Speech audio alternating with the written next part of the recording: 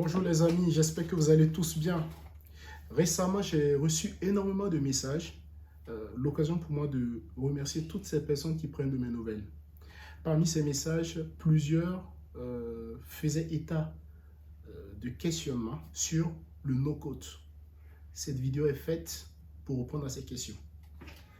Nous allons tenter de répondre à 4 questions. La première, c'est quoi le no-code? Deuxième question, quelles sont les plateformes aujourd'hui pour faire du no-code? Troisième question, quels sont les avantages et les inconvénients du no-code? Quatrième question, quelle est la projection avec le no-code à l'heure de l'intelligence artificielle?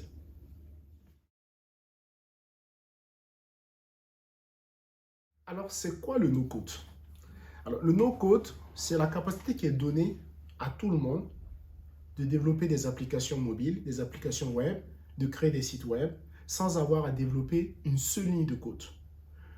Le no-code, c'est permettre aux entreprises et aux particuliers de pouvoir mettre en place des outils numériques sans avoir besoin d'aller chercher la compétence de ceux-là qui, traditionnellement, développent et mettent en place les systèmes d'applications informatiques. Le no-code, c'est surtout une nouvelle logique qui met l'informaticien et le développeur informatique en retrait face à la montée de l'intelligence artificielle.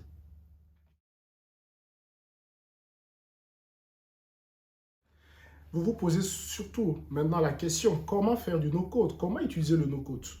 Il faut savoir qu'il existe plusieurs applications, plusieurs outils, certains en open source, d'autres non, qui permettent aujourd'hui de faire du no-code. Je vais vous citer par exemple Webflow, Bubble, Notion, Airtable et Zapier. Ce sont par exemple là des outils qui vous permettent aujourd'hui de faire du no-code. Webflow, c'est une solution informatique qui va vous permettre, à travers ce qu'on appelle du glisser-déposer, de créer votre site web. Que vous soyez une entreprise ou un particulier, vous avez la possibilité aujourd'hui de créer vous-même votre site web. Bubble permet aussi de créer des sites web, mais sur une autre logique. Bubble va plus utiliser ce qu'on appelle de la programmation visuelle, mais sans ligne de code. Zapier va permettre de créer des applications pour automatiser par exemple vos tâches répétitives et quotidiennes. Ces outils permettent à toute personne animée de curiosité de créer des applications ou des sites web.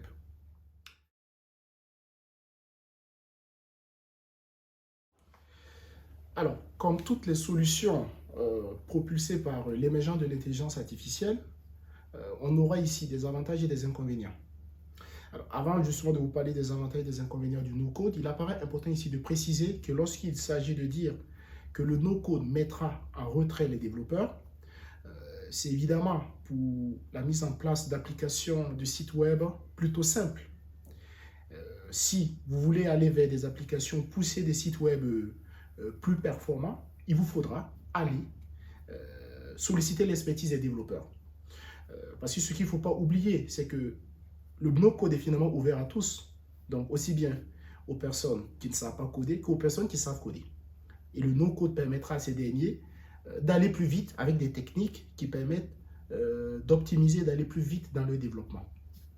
Alors, pour revenir du coup aux avantages du no-code, le premier avantage certain avec l'utilisation du no-code, c'est qu'il est facile à prendre en main.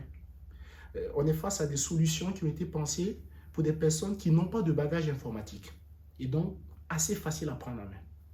Le deuxième avantage qu'on peut mettre en évidence avec le no-code, c'est qu'il va vous permettre de réduire considérablement vos coûts. Et là, je pense notamment aux petites entreprises ou même aux particuliers qui veulent lancer le business et qui n'ont pas forcément de moyens.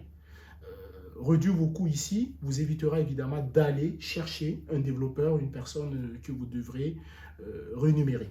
Donc, le no-code permet de réduire les coûts. Le troisième avantage avec le no-code, c'est qu'il va vous permettre de gagner du temps. Et à l'heure du numérique, à l'heure de l'intelligence artificielle, à l'heure du big data, il est important d'aller très vite dans les solutions numériques. Donc, avoir cette capacité de développer un outil, de l'utiliser 2-3 mois et par la suite de remplacer cet outil avec un autre outil qui sera plus performant et qui répondra aux besoins du moment. L'inconvénient majeur qu'on peut mettre en évidence quand il s'agit de parler ou quand il s'agit d'utiliser le no-code, c'est que lorsqu'il faudra aller plus loin dans les solutions que vous utiliserez, il vous faudra évidemment lever des licences payantes.